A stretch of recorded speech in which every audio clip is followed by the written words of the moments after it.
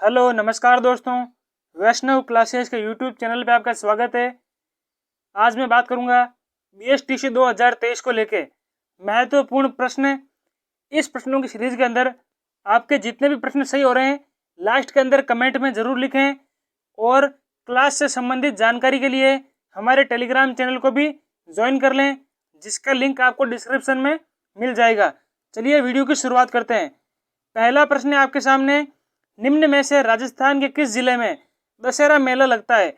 आपको यह बताना है कि राजस्थान के अंदर दशहरा मेला कहाँ पे लगता है। ऑप्शन है आपके सामने जयपुर, कोटा, बूंदी या फिर झालावाड़। तो राजस्थान में दशहरे मेले का आयोजन कोटा के अंदर किया जाता है। कहाँ पे किया जाता है?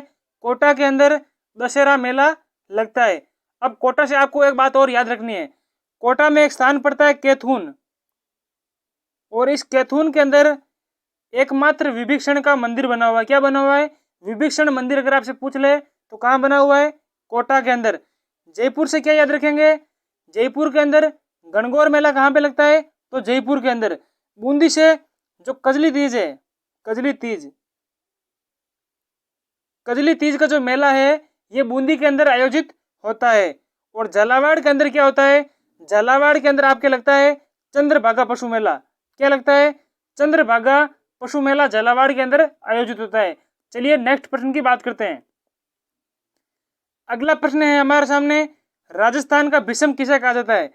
आपको यह बताना है राजस्थान का भीष्म या राजस्थान का भीष्म पितामह किसे कहा जाता है। ऑप्शन है आपके सामने कुंवर चुंडा को, मोकल को, राणा कुंभा को, या इनमें से कोई नहीं। राजस्थान का जो भीष्म पितामह है वो कुंवर चुंडा को कहा जाता है। किसे कहा जाता है? कुंवर चुंडा को राजस्थान का भीष्म पितामह कहा जाता है। चलिए अगले प्रश्न की बात करते हैं। अगला क्वेश्चन है हमारे सामने, राजस्थान की उत्तर से दक्षिण की लंबाई कितनी है?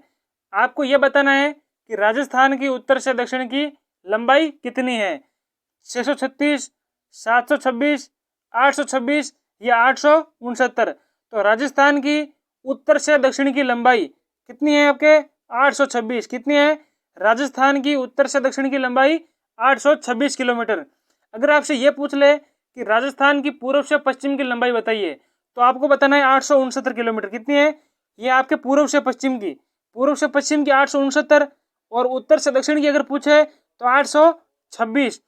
अब आपको यह बात याद रखनी है, राजस्थान के अंदर पश्चिमतम आपसे बिंदु पूछ ले, जो आपसे राजस्थान के अंदर पश्चिमतम बिंदु पूछ ले तो सम आपके जैसलमेर हो जाएगा।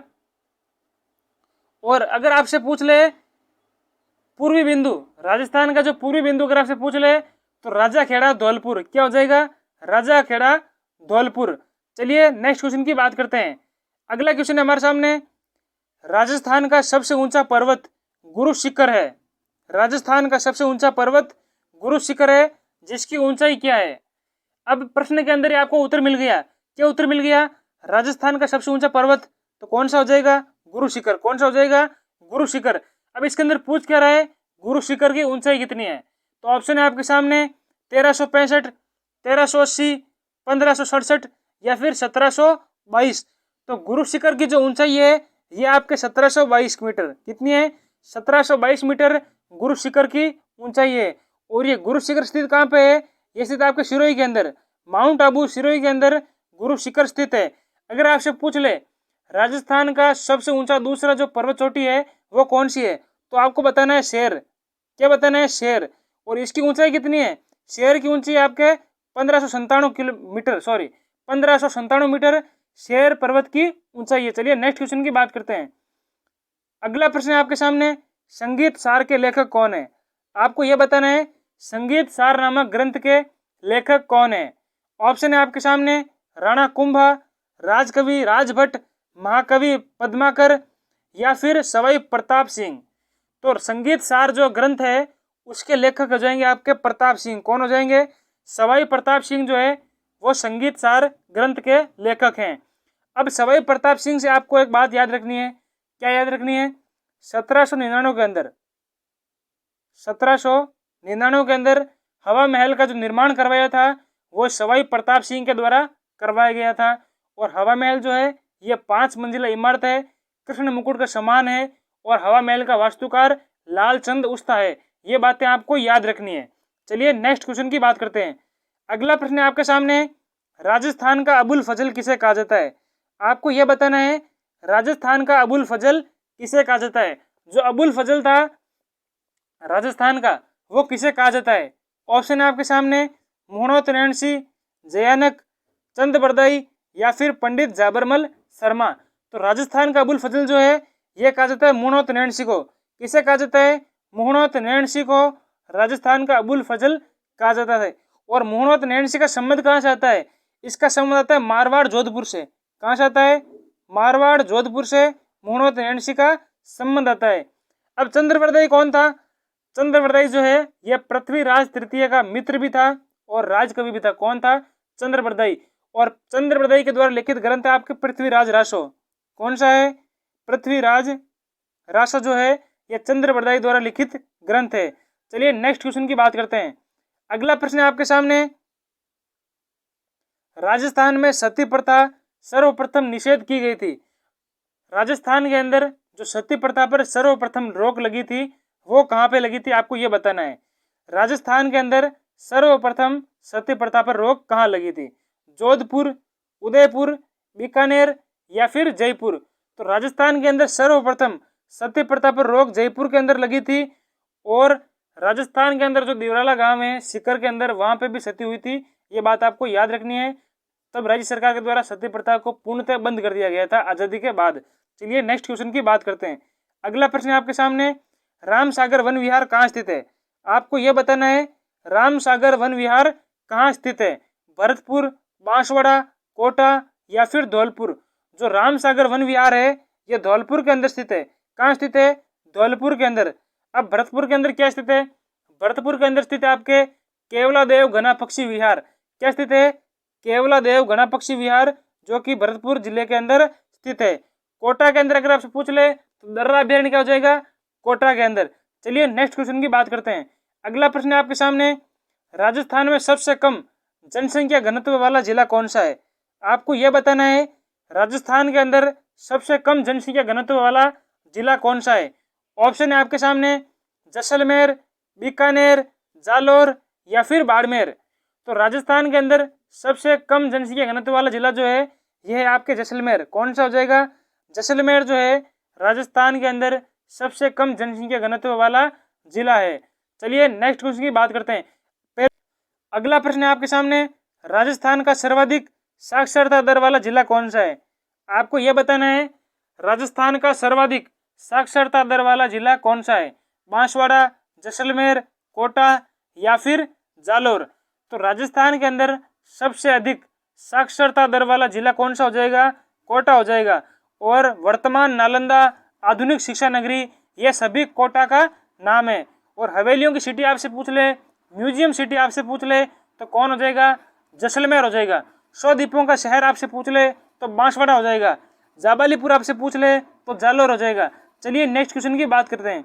अगला प्रश्न है आपके सामने, चौहान वंश के रणथंभौर शाखा के संस्थापक कौन है? चौहान वंश के रणथंभौर शाखा के संस्थापक कौन थे ये आपको बताना है। ऑप्शन है आपके सामने, हरिराज, हमीरदेव, गोविंदराज या फिर पृथ्वीराज। तो चौहान वंश, और ये भी कहाँ का? रणथंभौर का। तो इसके संस्थापक अगर आपसे पूछा है तो रणथंभौर के चौहान शासक के वहाँ के संस्थापक कौन थे? गोविंदराज। कौन थे? गोविंदराज।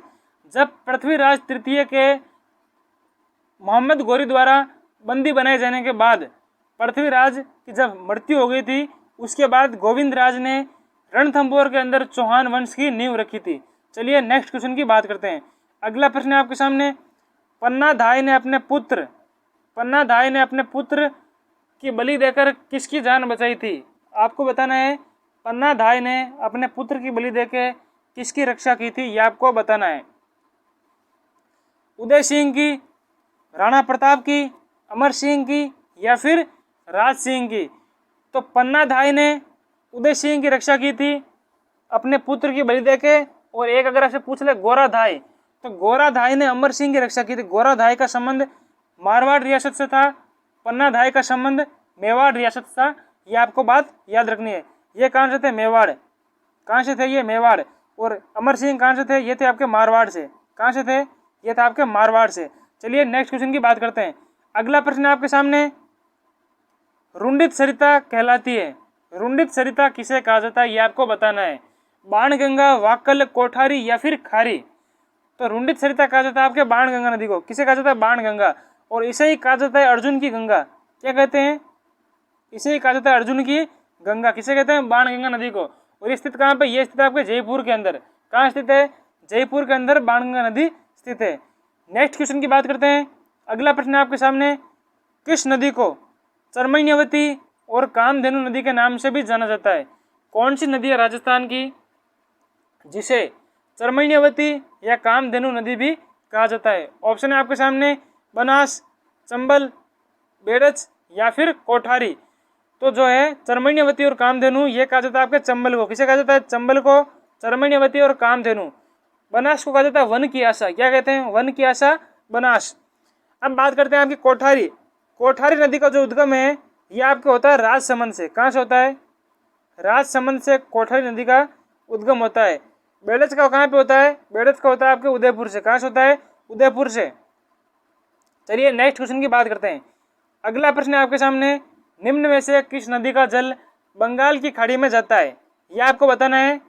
निम्न में से ऐसी कौन सी नदी है जो अपना जल बंगाल की खाड़ी के अंदर गिराती है या सहायक नदियों के माध्यम से बंगाल की खाड़ी के अंदर उसका जल जाता है? ऑप्शन है आपके सामने, सोम, साबरमती, लूणी या फिर बेड़च। तो आपको बताना है बंगाल की खाड़ी के अंदर कौन सी नदी अपना जल गिराती है। तो इसका सही उत्तर हो जाएगा आपके बेड़च। कौन सा हो जाएगा? बेड़च। ये जो बेड़च नदी है इसका जल जाता है बनास के अंदर। कहाँ पे जाता है? बनास के अंदर। और बनास का जल जाता है आपके चंबल के अंदर। कहाँ पे जाता है? चंबल के अंदर। बनास का जल जाता है आपके चंबल के अंदर। और चंबल नदी का जो जल है ये जाता है यमुना के अंदर। कहाँ पे जाता है? यमुना के अंदर। और यमुना से गंगा में होते हुए बंगाल की खाड़ी के अंदर जल जाता है, यानी कि इनडायरेक्ट रूप से। डायरेक्ट जल नहीं जाता है, सहायक नदियों के माध्यम से बेड़च नदी का जल बंगाल की खाड़ी में जाता है। तो आज के प्रश्न आपको कैसे लगे कमेंट में ज़रूर बताइएगा।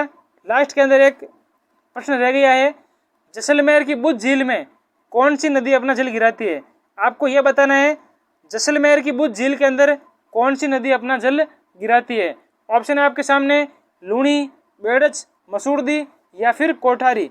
तो कौन सी नदी हो जाएगी? मसूरदी। और इसे भी कहा जाता है काकनी या काकने, काकनी नदी। इसे क्या कहते हैं? काकनी नदी। ये जो जल है बुद्ध झील के अंदर अपना जल गिराती है। तो कैसे लगे आपको वीडियो? उम्मीद करता हूँ आपको वीडियो अच्छा लगा होगा। Thank you.